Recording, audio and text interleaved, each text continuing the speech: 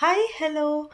ಈ ಫೋಟೋಸ್ ನೋಡ್ತಾ ಇರೋದು ನಮಗೆ ಸಿಕ್ಕಿರೋಂಥ ಫಸ್ಟ್ ಆರ್ಡರು ನಾನ್ ಬ್ರೈಡಲ್ ಲುಕ್ಗೆ. ಇವರಿಬ್ಬರು ಸಿಸ್ಟರ್ಸು. ಇವ್ರ ತಮ್ಮಂದು ಮದುವೆ ಇರುತ್ತೆ ಬನಶಂಕರಿ ಒಂದು ಟೆಂಪಲಲ್ಲಿ. ಇವರಿಬ್ಬರು ಹೋಟೆಲಲ್ಲಿ ಸ್ಟೇ ಆಗಿರ್ತಾರೆ. ಸೊ ಅಕ್ಟೋಬರ್ 2ಗೆ ಡೇಟ್ ಇರುತ್ತೆ. ನಾವು ಅರ್ಲಿ ಮಾರ್ನಿಂಗು 5:45ಗೆಲ್ಲ ಮನೆಯಿಂದ ಹೊರಡ್ತೀವಿ. ಸೊ ಮುಹೂರ್ತಮು 9ಗೆಲ್ಲ ಇದೆ. 8 o'clockಗೆಲ್ಲ ನಾವು ರೆಡಿ ಇರಬೇಕು ಅಂತ ಅವ್ರು ಮೆಸೇಜ್ ಮಾಡಿದರು. ನಾವು ತಡ ಮಾಡೋದೇ ಬೇಡ ಅಂತ ಅಲ್ಲಿ ರೀಚ್ ಆಗಿದ್ದು 6:10ಗೆಲ್ಲ ರೀಚ್ ಆಗಿಬಿಟ್ವಿ. ಸೊ ನಾನು ಹರ್ಷಿತಾ ಇಬ್ಬರೂ ಸ್ಟಾರ್ಟ್ ಮಾಡ್ಕೊಂಡ್ವಿ ಮೇಕಪ್ ಮಾಡೋದಕ್ಕೆ. Sari draping, hair style and non bridal makeup look ಆಗಿರುತ್ತೆ. ಸೊ ಕ್ಲೈಂಟ್ ಅಂತೂ ತುಂಬಾ ಖುಷಿಪಟ್ಟರು. Welcome back to my YouTube channel. So ಈ ಮಂತ್ಲಿ ಲಾಗಲ್ಲಿ ಏನು ವಿಶೇಷತೆ ಇದೆ ಅಂತ ನಾನು ಎಲ್ಲನೂ ತಿಳಿಸ್ಕೊಡ್ತಾ ಹೋಗ್ತೀನಿ. ಇನ್ನು ಯಾರೆಲ್ಲ ನನ್ನ ಚಾನಲ್ನ ಸಬ್ಸ್ಕ್ರೈಬ್ ಮಾಡ್ಕೊಂಡಿಲ್ಲ ದಯವಿಟ್ಟು ಸಬ್ಸ್ಕ್ರೈಬ್ ಮಾಡ್ಕೊಳ್ಳಿ. ವಿಡಿಯೋ ಇಷ್ಟ ಆದರೆ ಲೈಕ್ ಮಾಡಿ, ಶೇರ್ ಮಾಡಿ, ಕಮೆಂಟ್ ಮಾಡಿ. ಸೊ ವಿಡಿಯೋ ಸ್ಟಾರ್ಟ್ ಮಾಡೋಣ.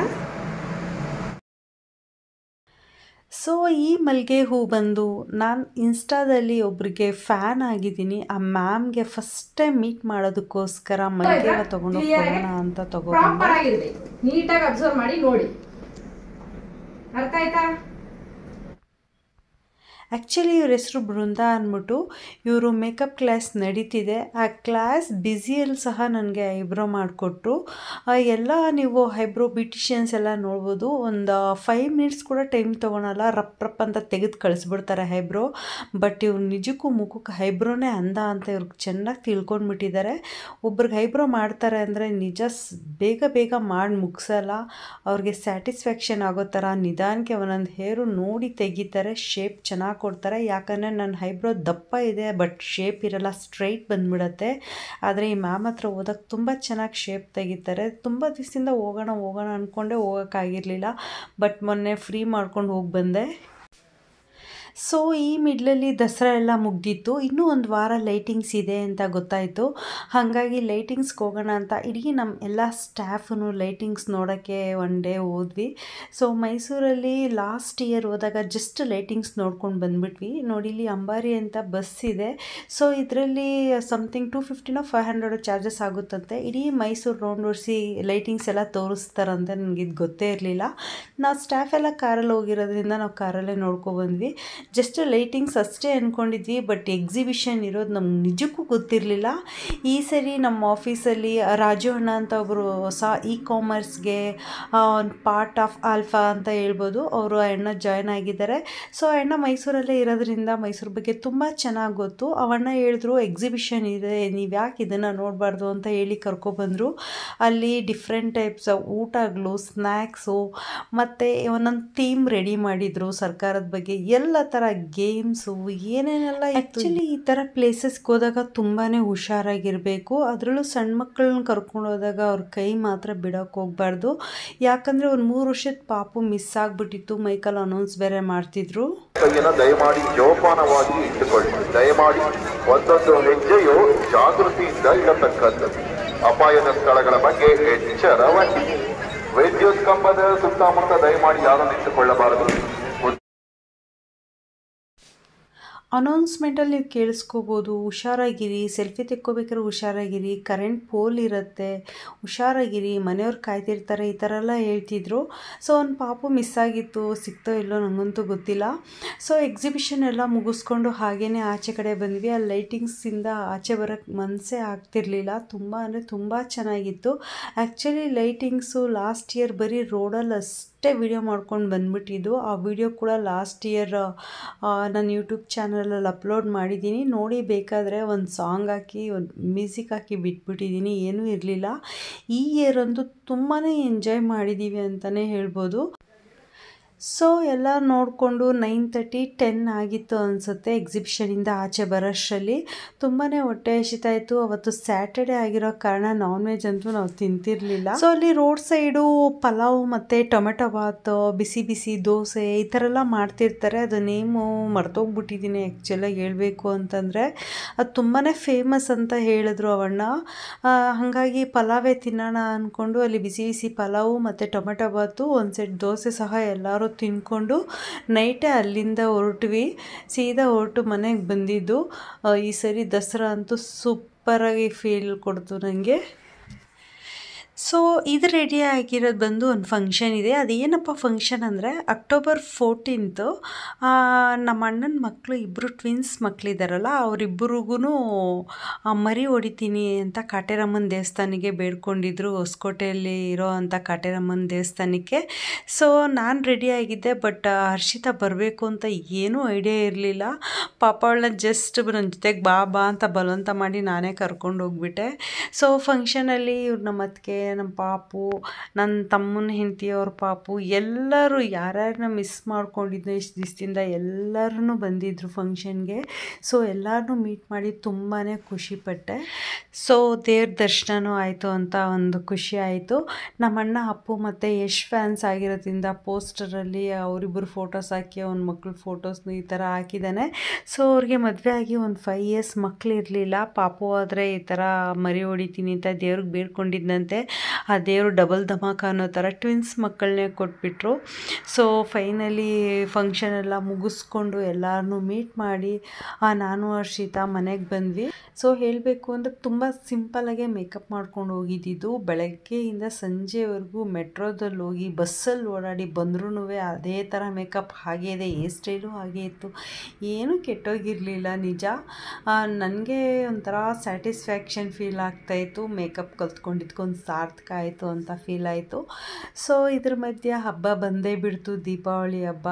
ಸೊ ಲಾಸ್ಟು ಏನೋ ಆಯುಧ ಪೂಜೆಗೆ ಗಾಡಿಗಳಿಗೆಲ್ಲ ಪೂಜೆ ಮಾಡಿರಲಿಲ್ಲ. ಈ ಸರಿ ಗಾಡಿಗಳಿಗೆಲ್ಲ ಪೂಜೆ ಮಾಡಬೇಕು, ಹಾಗೆ ಮನೆಯಲ್ಲಿ ಏನೋ TV, ಫ್ರಿಜ್ಜು, ಏನು ಎಲೆಕ್ಟ್ರಿಕ್ ಐಟಮ್ಸ್ ಐತೆ ಎಲ್ಲರಿಗೂ ಪೂಜೆ ಮಾಡಬೇಕು ಅಂತ ಅಂದ್ಕೊಂಡಿದ್ದೆ. ಆಯುಧ ಪೂಜೆ ಮಿಸ್ ಆಗಿತ್ತಲ್ವ, ಅದಕ್ಕೋಸ್ಕರ ಕ್ಲೀನಿಂಗ್ ಸ್ಟಾರ್ಟ್ ಮಾಡಿಕೊಂಡೆ ನಾನು.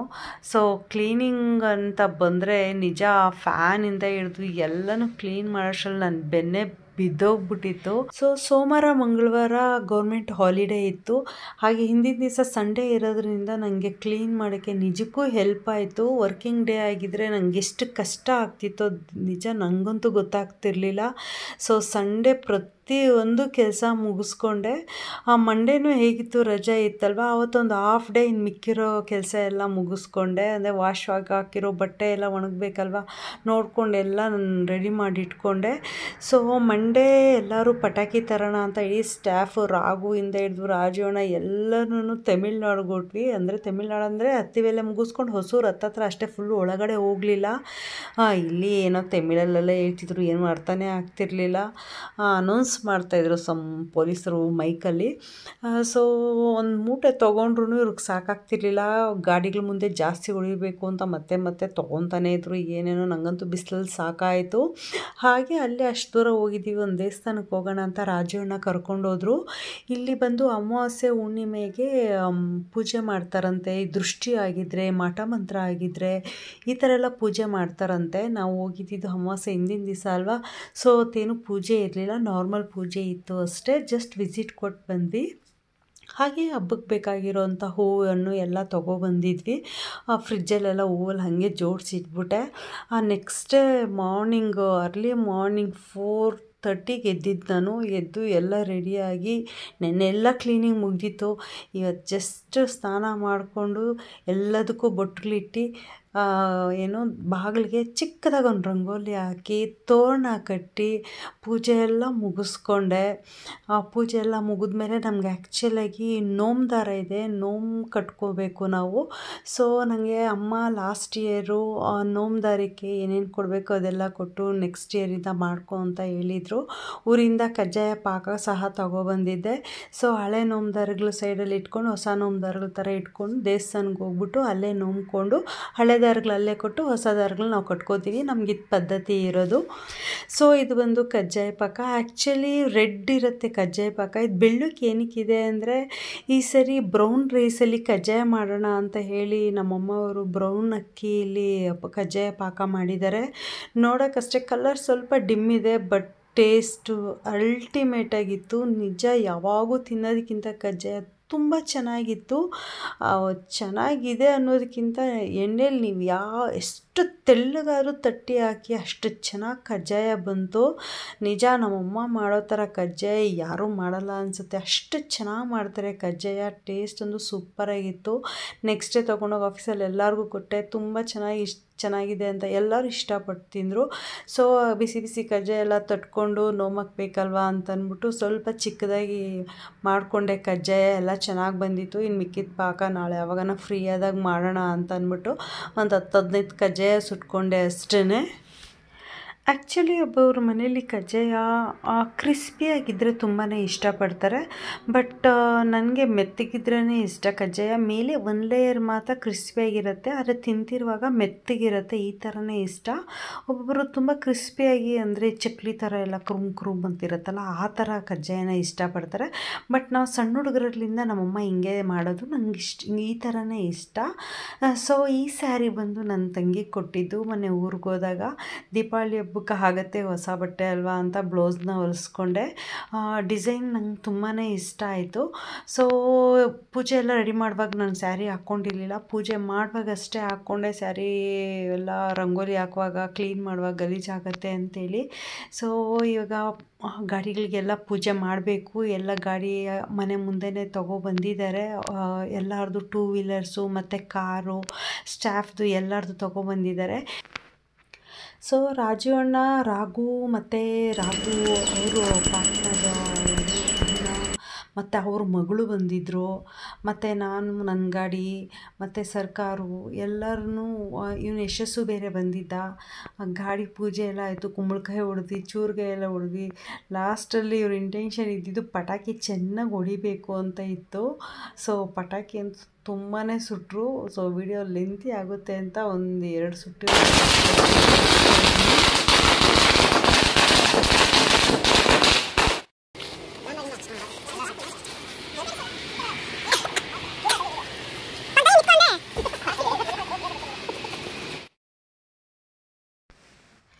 ಸೊ ಪಟಾಕಿ ಎಲ್ಲ ಸುಟ್ಟ ಮೇಲೆ ಎಲ್ಲರೂ ನಿಂಬೆಹಣ್ಣ ಹಚ್ಕೊಂಡು ಜಸ್ಟ್ 2 ವೀಲರ್ನ ಮಾತ್ರ ಮೂವ್ ಮಾಡಿ ಸೈಡಿಗೆ ನಿಲ್ಲಿಸ್ತೀವಿ. ನಂತರ ಕಾರಲ್ಲಿ ಎಲ್ಲರೂ ಸ್ಟಾಫ್ ಎಲ್ಲ ಕೂತ್ಕೊಂಡು ಒಂದು ರೌಂಡ್ ಹೋಗಿ ಬರ್ತೀವಿ. ಸೊ ಫೈನಲಿ ದೀಪಾವಳಿ ಹಬ್ಬ ಅಂತೂ ತುಂಬ ಚೆನ್ನಾಗಾಯಿತು. ಸೊ ದಸರಾ ಹಬ್ಬಕ್ಕೆ ಅಂದರೆ ಆಯುಧ ಪೂಜೆಗೆ ಏನೇನೆಲ್ಲ ಮಿಸ್ ಆಗಿತ್ತೋ ಎಲ್ಲ ಕಂಪ್ಲೀಟ್ ಆಯಿತು. ಸೊ ಎಲ್ಲರಿಗೂ ದೀಪಾವಳಿ ಹಬ್ಬದ ಶುಭಾಶಯಗಳು ಅಂತ ಹೇಳ್ಬೋದು. ನೈಟು ಒಬ್ಬಳೇ ಇದ್ದೆ, ಪಟಾಕಿ ಹೊಡೆಯೋಕ್ಕೆ ನನ್ನ ಮಗನೂ ಇರಲಿಲ್ಲ, ಅವನು ಹೊಸ್ಬಿಟ್ಟು ಹೊರಟೋಗಿದ್ದ. ಸೊ ಇಷ್ಟೊಂದು ಪಟಾಕಿ ಇತ್ತು, ಒಬ್ಬಳೇ ಕೂರಕ್ಕಂತೂ ಬೇಜಾರಾಗ್ತಾಯಿತ್ತು. ನನಗೆ ಡಮ್ ಡಮ್ ಅಂತ ಹೊಡೆಯೋ ಪಟಾಕಿ ಭಯ. ಅದಕ್ಕೆ ಸುರ್ಸುರ್ ಬತ್ತಿ ಮತ್ತು ಫ್ಲವರ್ ಪರ್ಸು, ಕೃಷ್ಣ ಚಕ್ರ ಈ ಥರದ್ದು ಮಾತ್ರ ಎತ್ಕೊಂಡೆ. ಸುಮ್ಮನೆ 1,500 ಬಾಕ್ಸ್ ಇತ್ತು, ತಂದು ಹೊಡೆಯೋದು ಅಂತ ಫೀಲ್ ಆಗ್ತಾಯಿತ್ತು ನನಗೆ. ಏನಕ್ಕಪ್ಪ ತೊಗೊಬಂದೆ, ಸುಮ್ಮನೆ 1-2 ಫ್ಲವರ್ ಪಾಟ್ ತೊಗೊಬಂದಿದ್ರೆ ಆಗ್ತಿರ್ಲಿಲ್ವ ಅಂತ ಆಮೇಲೆ ಅನ್ನಿಸ್ತು.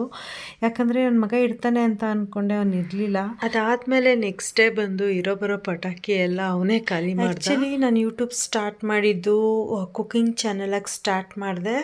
ಹೆಲ್ತ್ ಇಶ್ಯೂಯಿಂದ ನನಗೆ ಕುಕ್ಕಿಂಗ್ ಮಾಡೋಕ್ಕಾಗಲಿಲ್ಲ, ಅದಕ್ಕೆ ನಿಂತೋಗಿತ್ತು. 1 ವರ್ಷ ಯಾವುದೇ ರೀತಿ ನಾನು ಪೋಸ್ಟ್ ಮಾಡಿರಲಿಲ್ಲ.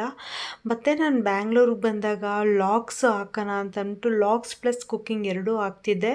ಬಟ್ ಇವಾಗ ನಂಗೆ ಕುಕ್ಕಿಂಗ್ ಕಂಪ್ಲೀಟ್ ಸ್ಟಾಪ್ ಮಾಡಿದ್ದೀನಿ. ಯಾಕಂದರೆ ನನಗೆ ಆಫೀಸಲ್ಲಿ ವರ್ಕ್ ಇರುತ್ತೆ, ಮನೇಲಿ ಕೆಲಸ ಇರುತ್ತೆ, ಜೊತೆಗೆ ಮೇಕಪ್ ಆರ್ಟಿಸ್ಟ್ ಬೇರೆ. ಇವಾಗ ಫುಲ್ ಈ ಬ್ಯುಸಿ ಲೈಫಲ್ಲಿ ನನಗೆ ನಿಜ ಕುಕ್ಕಿಂಗ್ ಚಾನಲ್ ಮಾಡೋಕ್ಕಾಗ್ತಾಯಿಲ್ಲ. ಹಾಗಾಗಿ ನಾನು ಮಂತ್ಲಿ ಲಾಗ್ಸ್ ಅಪ್ಲೋಡ್ ಮಾಡಬೇಕು ಅಂತ ಡಿಸೈಡ್ ಮಾಡಿದ್ದೀನಿ. ಸೊ ಇದ್ರ ಮಧ್ಯೆ ಫಸ್ಟ್ನೇ ಕಾರ್ತಿಕ್ ಸೋಮವಾರ ಬಂದಿದೆ. ಎಷ್ಟು ಎಳೆ ಬತ್ತಿ ಹಾಕಿ ಆ ಥರ ದೀಪ ಹಚ್ತೀನಿ ಶಿವನ ದೇವಸ್ಥಾನದಲ್ಲಿ ಇವತ್ತು ನಾನು ತೋರಿಸ್ತೀನಿ. ಸೊ ಬನ್ನಿ ಎಲ್ಲ ದೇವರ ದರ್ಶನ ಮಾಡ್ಕೊಂಡು ಬರೋಣ.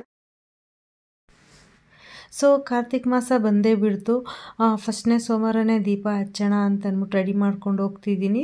101 ಬತ್ತಿ ಹಚ್ಚೋರು ಇರುತ್ತೆ, ಮತ್ತು ಒಬ್ಬೊಬ್ಬರು ಒಂದೊಂದು ಥರ ಹಚ್ತಾರೆ. ಬಟ್ ಈ ಸರಿ ನಾನು 16 ಎಳೆ ಹಾಕ್ಕೊಂಡು 2 ದೀಪ ಹಚ್ಚಬೇಕು ಅಂತ ಹಚ್ಚಿದ್ದೀನಿ. ಒಂದು ಯೂಟ್ಯೂಬಲ್ಲಿ ಒಬ್ಬರು ಅಸ್ಟ್ರಾಲಜರ್ ಹೇಳಿದ್ದು ತುಂಬ ಚೆನ್ನಾಗಿ ಹೇಳ್ತಾರೆ ಅವರು. ಸೊ ಫಾಲೋ ಮಾಡೋಣ, ಕಷ್ಟಗಳೆಲ್ಲ ನಿವಾರಣೆ ಆಗುತ್ತೆ ಅಂತ ಹೇಳಿ ಇದನ್ನು ಹಚ್ಚಿದ್ದೀನಿ. ತುಪ್ಪದ ದೀಪ. ದೇವ್ರ ದರ್ಶನ ಅಂತೂ ತುಂಬ ಚೆನ್ನಾಗಿ ದರ್ಶನ ಆಯಿತು. ಇನ್ನೂ 3 ವಾರ ಇದೆ, ಆ 3 ವಾರನೂ ಹಚ್ಚಬೇಕು ಅಂತ ಅಂದ್ಕೊಂಡಿದ್ದೀನಿ. ನೋಡೋಣ, ಏನು ಗೊಂದಲ ಇಲ್ಲ ಅಂದರೆ ಹಚ್ಚಿ ಬರ್ತೀನಿ. ಸೊ ನವಂಬರ್ 1ಗೆ ಪೋರ್ಟ್ಫೋಲಿಯೋ ಶೂಟ್ ಇದೆ. ಅದು ನವಂಬರ್ ವ್ಲಾಗ್ ಅಂದರೆ ನಾನು ಡಿಸೆಂಬರ್ 1ಗೆ ನಾನು ಅಪ್ಲೋಡ್ ಮಾಡ್ತೀನಿ. ಸೊ ಪೋರ್ಟ್ಫೋಲಿಯೋಗೆ ಎಲ್ಲನೂ ಶಾಪಿಂಗ್ ಮಾಡಬೇಕು. ಜ್ಯುವೆಲ್ಸ್ ಎಲ್ಲ ನಾನು ನೋಡ್ತಾ ಇದ್ದೀನಿ, ರೆಂಟಲ್ಲು ಮತ್ತು ಆ್ಯಕ್ಸಸರೀಸು ತುಂಬ ಅಂದರೆ ತುಂಬಾ ಶಾಪಿಂಗ್ ಮಾಡೋದಿದೆ. So portfolio is main important ಅಲ್ವಾ. ಸೊ ಅಲ್ಲಿವರೆಗೂ ವಾಚ್ ಮಾಡಿ